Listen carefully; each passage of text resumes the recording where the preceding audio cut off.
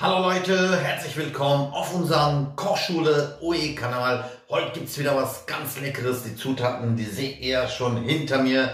Wie ihr schon gesehen habt, es gibt Auberginen, weil wir haben langsam Frühlingsanfang und die Auberginen sind schon langsam da. Ganz frische habe ich heute gefunden und da habe ich mir gedacht, ich mache mal wieder Kebab. Aber jetzt nicht Patlıcan Kebab, wie war das so, die gewohnte Art, aber diesmal machen wir mal einen Kebab mit Zahnstocher. Ja, die Zahnstocher, die werden natürlich dann nicht gegessen, die sind dann eben halt zum Festhalten. Aber wofür werden die gebraucht? Das erfahrt ihr, wenn ihr dran bleibt. Alles nach dem Intro für einen Zahnstocher-Kebab. Bis gleich.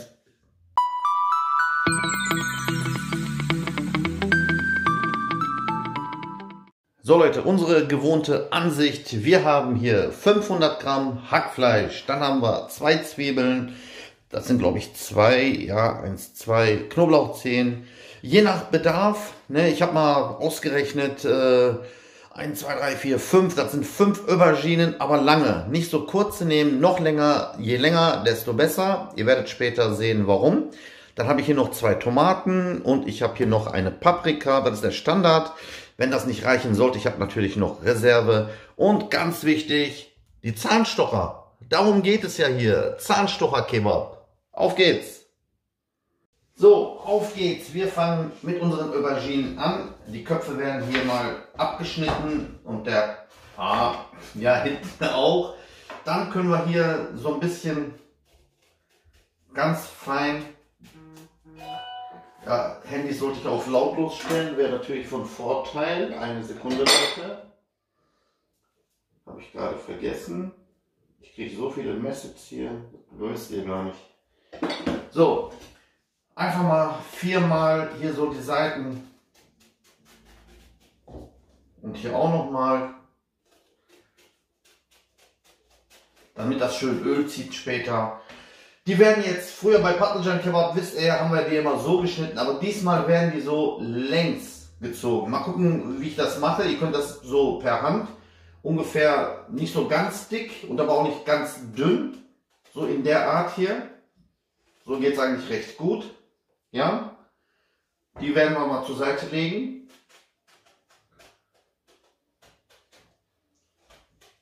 Ja, so sieht es schon mal richtig gut aus. Und den auch nochmal.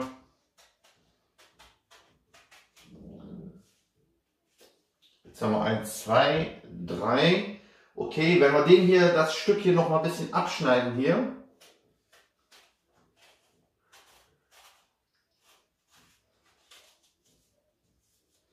Ja, so ist okay. Und das machen wir mit den anderen auch. Eins nochmal zum Vorführen. Ganz dünn hier so abschneiden, wie schälen.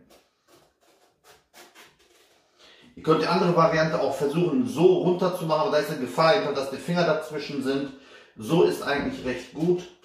Wie gesagt, nicht zu dünn, sonst werden die zu trocken. Einfach mal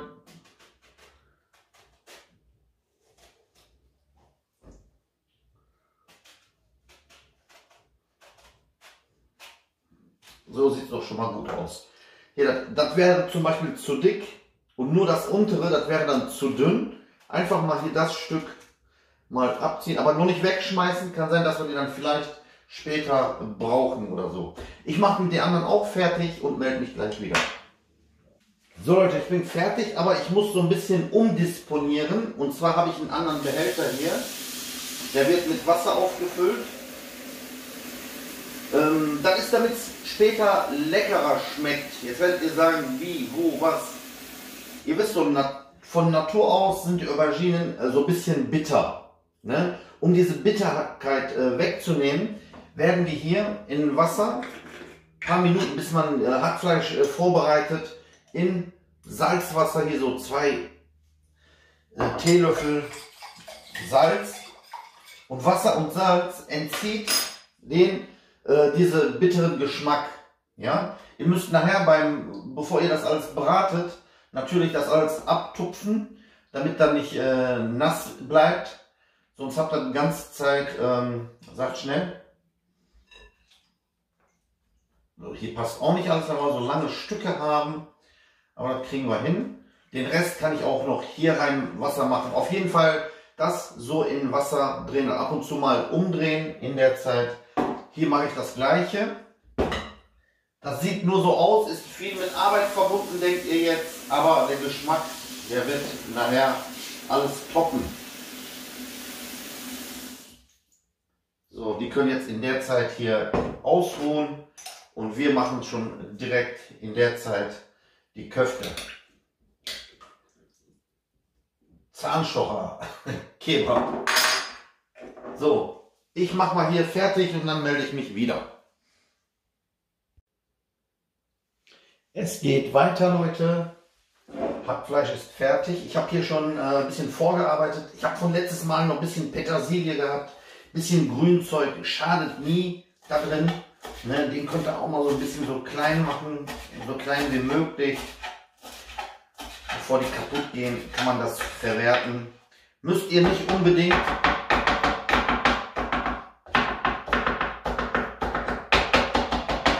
Aber vom Geschmack her, das riecht ja auch schon. In einem Köfte könnt ihr das ruhig benutzen. So, das kommt auch da rein. Habe ich noch übrig gehabt. Knoblauch, auch ganz fein. Normal benutze ich ja keinen Knoblauch, aber morgen habe ich frei.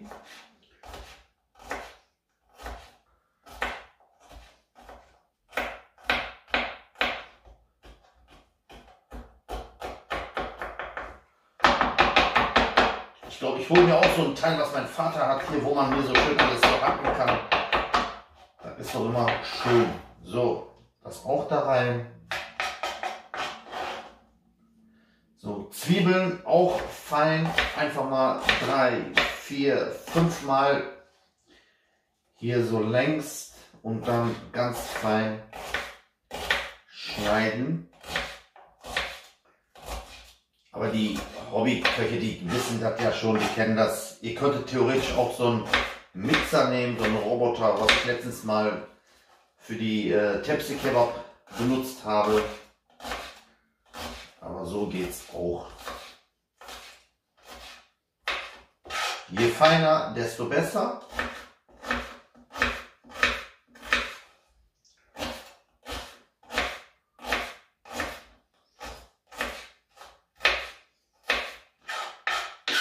So, den auch noch.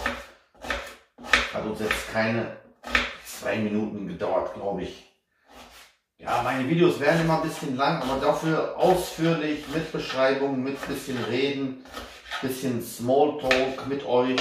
Ja, so, Zwiebeln auch rein. Normalerweise würde jetzt hier auch noch Paniermehl, damit das Fleisch nicht auseinander geht. Habe ich aber nicht. Ihr könnt aber hier so ein bisschen anfeuchten. Hier so trocken habe ich hier Toastbrot, sogar Vollkorn. Den einfach mal so klein machen, so ein bisschen und hier mit rein tun. Wenn ihr natürlich Paniermehl habt, ist natürlich noch besser, aber zur Not, das tut's auch. Manche, die tun auch noch Ei rein und sowas alles, aber braucht ihr nicht, müsst ihr nicht.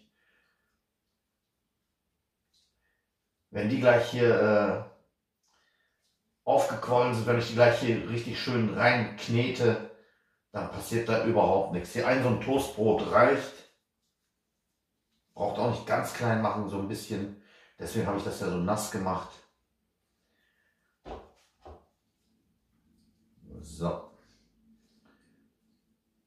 Dann dürfte das eigentlich hinhauen. Für 1 Minute Genuss, sage ich mal, wenn man das isst, so viel Arbeit. Aber es macht eben halt Spaß. Das ist die Hauptsache. So, das haben wir schon fertig. Jetzt können wir schon unsere Gewürze direkt mit rein tun. Wir fangen mal mit 1 Teelöffel an. Dann können wir das später mal gucken. Wenn bei Bedarf, kann man ja noch nachwürzen. Ihr wisst ja schon, ich mache das einfach ohne zu sagen. Salz, Paprikaflocken, mittelscharf, schwarzer Pfeffer und Kreuzkümmel, Kimion. Wenn Fleisch im Spiel ist, Kimion immer mit dabei. Auch so ein Teelöffel voll. Jetzt wird das alles schön geknetet. Ja, Hände habe ich schon gewaschen, Armband habe ich auch schon so ein bisschen weg, das dürfte nicht mehr stören. Und das jetzt so richtig, ja, ich habe wieder so einen kleinen Dings hier. Normalerweise ein bisschen größer wäre das ratsam. Aber das kriegen wir schon hin. Richtig schön, so 2-3 Minuten oder auch länger, so richtig hier alles einkneten, einmassieren. Wie ihr sehen könnt, ich habe keinen Salsa reingemacht. Wenn man jetzt Kebab macht, diese richtige klassische Antep Kebab, da tut man ja auch nur Salz und Pfeffer rein, da kommt auch kein Salsa rein. Es gibt ja später noch eine Soße darauf und da ist Salsa im Spiel. Es gibt in der türkischen Küche fast kein Gericht, wo Salsa nicht im Spiel ist, Leute. So. Das dürfte reichen. Ich mache mal hier wieder ein bisschen Platz. Da können wir die Köftes schon formen. Okay? Bis gleich. So Leute, es geht weiter. Jetzt müssen wir die Frikadellen formen. Könnt ihr auf unterschiedliche Art machen. Einfach mal alle versuchen so gleich groß zu machen. Vorher schön kneten. Bisschen dick, nicht so ganz flach.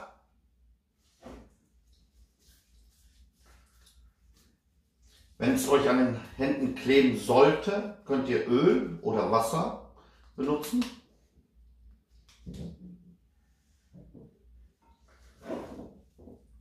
Wir haben ungefähr, wie viel haben wir gehabt? 5, von jedem war 3, 4.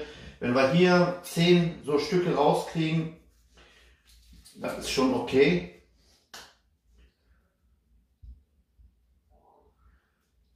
Weil die ziehen sich gleich auch noch ein bisschen zusammen. Und wenn zu viel wird, könnt ihr auch Doppeldecker machen. Könnt ihr 2 Stück reintun. Bin mal gespannt, ob wir das hinkriegen. Die Auberginen sind mir ein bisschen zu kurz. Je länger, wären noch besser gewesen. Aber habe keine langen gefunden.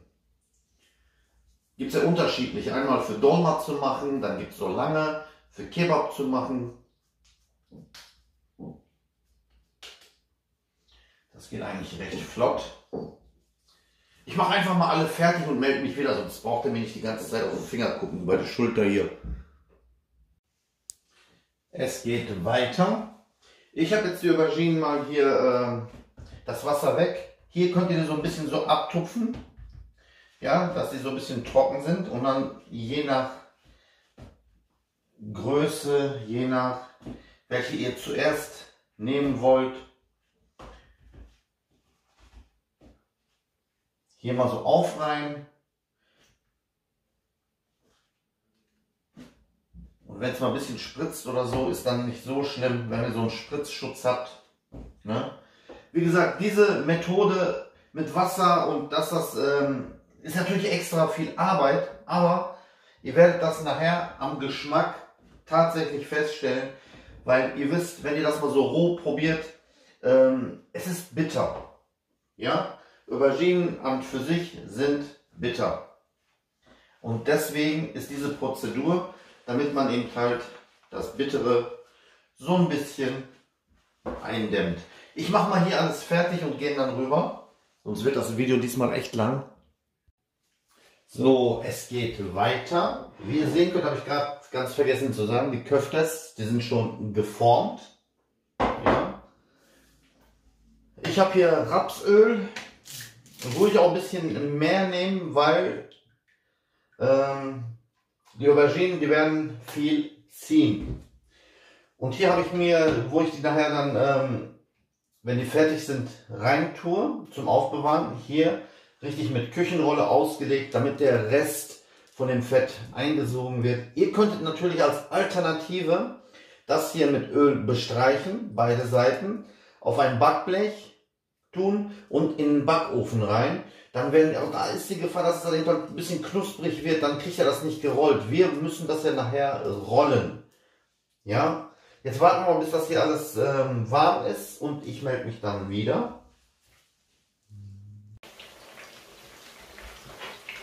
So, die ersten Auberginen habe ich schon drin.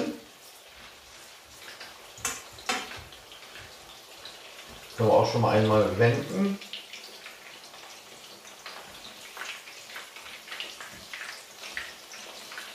Ihr müsst zusehen, dass die nicht allzu dick sind. Ihr müsst euch das so vorstellen, die werden jetzt hier so ein bisschen angebraten, so dass man die rollen kann. Die sollen also richtig elastisch werden. Wenn die dann zu dick sind, besteht die Gefahr eben halt, dass ihr das nicht rumkriegt. Aber wenn er Öl eingetaucht wird, die werden schon elastisch. Guck mal, der ist schon, den könnte ich schon so kriegen. Ja? Das ist die ganze Ursache. Weil der kommt nochmal in den Backofen auch nochmal rein. Deswegen ist das nicht so wichtig, dass die jetzt hier so richtig beide Seiten braun werden. Ne, wichtig ist, dass die weich werden. Ne, ein bisschen bräunlich, damit dann sieht das auch besser aus. Und ansonsten wichtig ist, dass die hier so, dass wir die rollen können, ohne dass die kaputt gehen. Ne, die müssen noch ein bisschen, wenn ich die alle fertig habe, dann melde ich mich wieder, weil sonst wird das Video echt zu lang.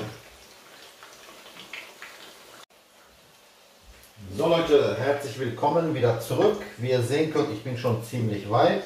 Das sind jetzt nur noch die letzten hier. Immer schön abtropfen lassen beim Rausnehmen. Ja, schön mit beiden Seiten. Ups, könnte noch rein. Vorführeffekt. So, das kann jetzt so ein bisschen kalt werden, sonst verbrennen wir uns nämlich später die Finger. Jetzt kommen unsere Köfte, unsere Frikadellen ins Spiel. Den nicht in allzu heißem Fett. Ne, damit die nicht direkt sich auseinanderziehen. Und der muss auch nur anbraten, weil die kommen ja nachher nochmal in den Backofen rein. Ich hoffe, die gehen nicht auseinander.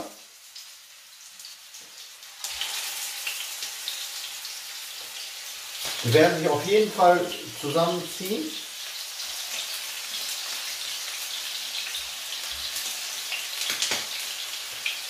Weil wenn das Fett zu heiß ist, dann sind die unten jetzt schon direkt schon angebraten und das ist nicht gut.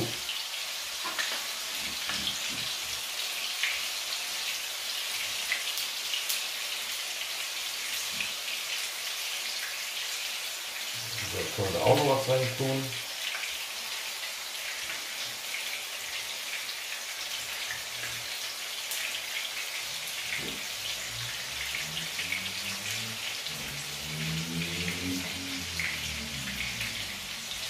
So.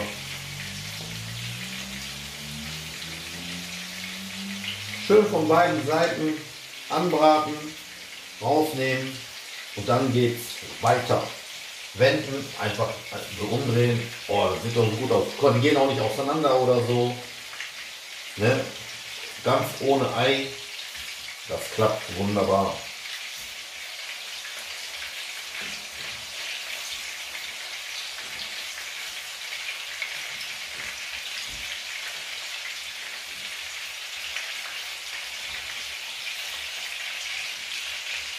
Wie gesagt, wichtig ist, nicht zu heiß das Fett, schön so langsam brutzeln lassen.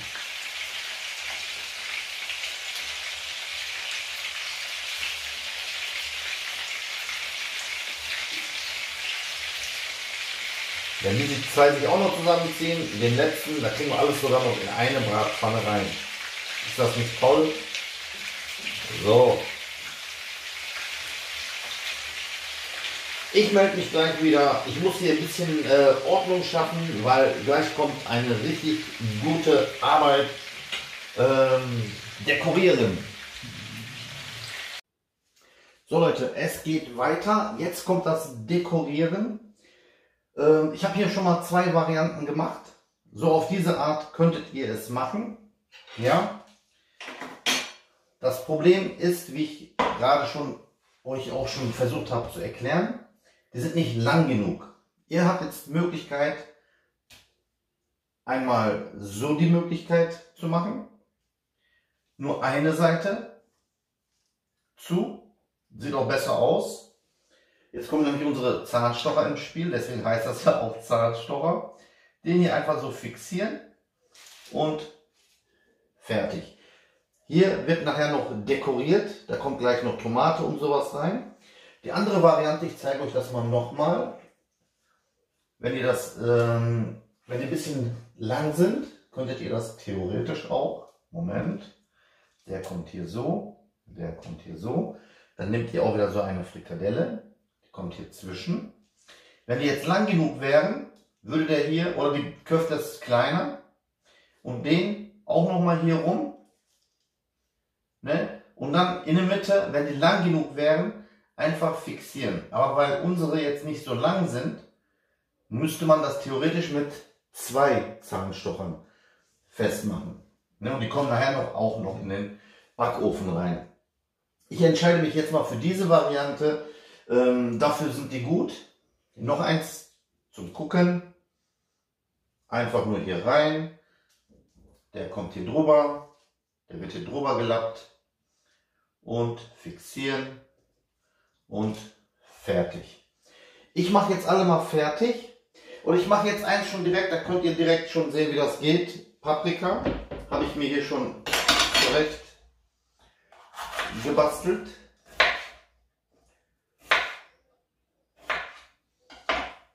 Hier, wo die einzelnen sind, einfach mal hier so drauf spießen. Zack.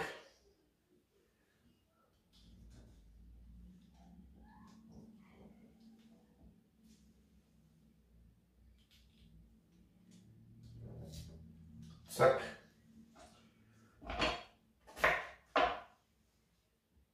Hier, wo die doppelten sind, dann können wir das so doppelt machen.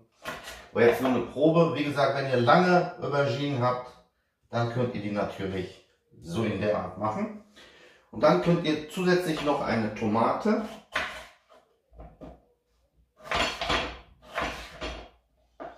so in der Form ungefähr mit hier drauf spießen. Zack. Das sieht doch schon mal lecker aus, oder? Das Auge isst ja immer mit. So, ich mache alles fertig und wir bereiten gemeinsam nachher die Soße und dann ab in den Backofen und fertig ist unser Zahnstochergericht. So Leute, wie ihr sehen könnt, habe ich das alles schön dekoriert, ist schon alles fertig. Ich habe hier noch ein bisschen Öl, ne, was übrig geblieben ist. Das können wir noch verwerten. Noch ein bisschen aufmachen. Dann nehmen wir Salsa, einen so einen Löffel. Das ist dann jetzt für die Soße. Ups, da fällt mir noch der Deckel hin. Das ist jetzt für die Soße gedacht. Ihr wisst ja, Öl bzw. Salsa muss ja angebraten werden. Das ist jetzt für die Soße. Wenn wir das jetzt hier angebraten haben, kommt diese Soße dann gleich noch hier drauf und dann geht es ab in den Backofen. Jetzt habe ich die falschen. Hier Pi mal Auge, ein bisschen Salz rein und schwarze Pfeffer noch. So.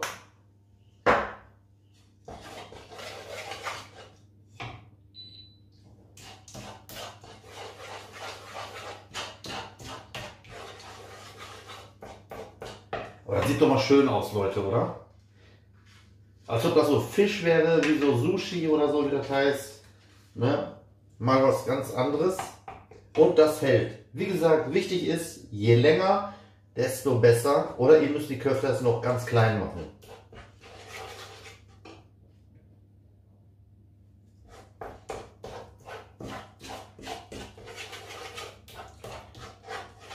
So, wenn das jetzt aufgelöst ist, ich habe hier ein Glas Wasser, ich kann auch nur die Hälfte nehmen. Den jetzt so ein bisschen aufkochen, dass der Salsa sich hier drin so richtig gelöst hat.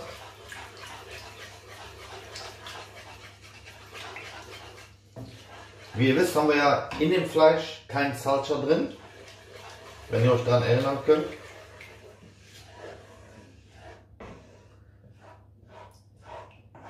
So, Salsa ist jetzt richtig aufgelöst. Ich warte noch ein bisschen, bis es aufkocht. Wenn ihr so eine beschichtete Pfanne habt, immer mit Holzlöffel oder Plastik, sonst verkratzt ihr alles.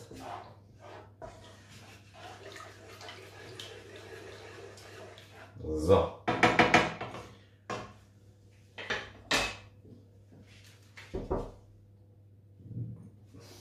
Eine Sekunde, Leute.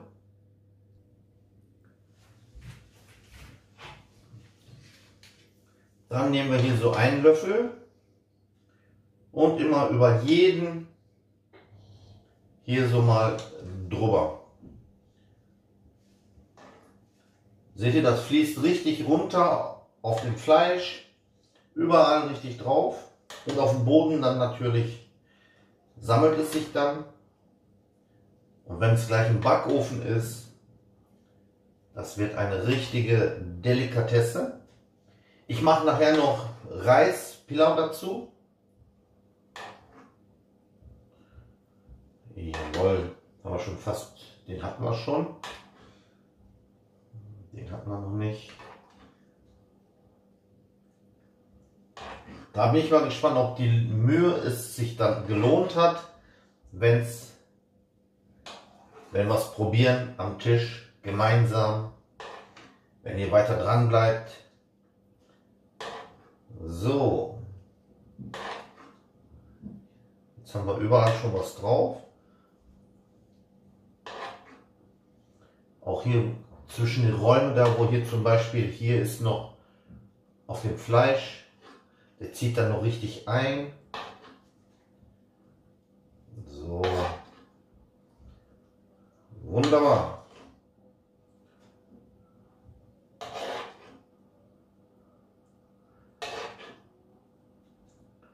So, und jetzt ab in den Ofen bei 180 Grad, ja, circa 10, ja, 10 ist wenig, 15 bis 20 Minuten einfach mal in den Backofen. Wie ihr sehen könnt, ich mache auch noch direkt Pilau dazu, ein kleines Update. Mal gucken, bevor es beschlägt, die Hitze erstmal rauslassen. So sieht das aus. Ja, können wir schon ausmachen. In der Hitze kann es dann bleiben, bis unser Pilau auch fertig ist. So Leute, herzlich willkommen am Tisch. Es ist serviert, es ist angerichtet. Ayran ist da, mein schwarzer Pfeffer ist da. Auf dem Pilau. Pilau ist mir auch wieder gelungen. Wenn ihr übrigens sehen wollt, wie ich dieses Pilau gemacht habe, hier oben verlinke ich das mal. Da könnt ihr sehen, gelingt immer 2 zu 2,5. Müsst ihr euch das vorstellen. Ein Glas, ne, 1 zu 2,5. So, ein Glas Reis, 2,5 Gläser Wasser. Perfekt, passt immer. So, jetzt wollen wir mal probieren. Pilau weiß ich ja, wie es schmeckt. Wichtig ist aber hier Fleisch. Können wir mal hier so mit einer Gabel.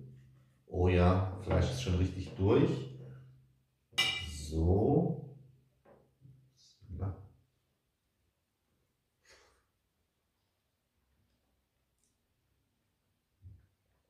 Leute, ich kann euch sagen, ein Genuss.